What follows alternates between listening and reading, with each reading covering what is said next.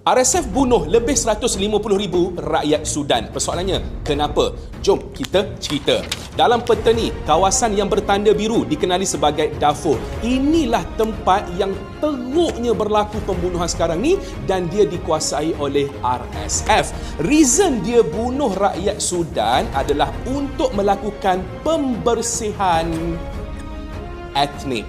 Saya kategorikan etnik yang ada dekat Darfur sebagai dua kategori, iaitu kategori Arab Afrikan dan satu lagi non-Arab Afrikan.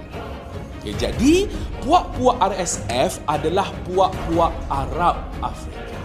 Dia bunuh geng-geng yang bukan Arab ni.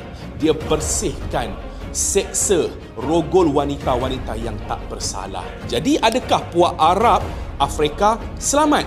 Ya dan tak. Bagi mereka yang menyokong sepenuhnya RSF, mereka selamat. Tetapi golongan yang tak menyokong RSF, mereka pun tidak selamat. So, saya simpulkan kenapa RSF bertindak untuk membunuh rakyat Sudan sekarang ni. Mereka tengah melakukan pembersihan etnik. Kemah bohong.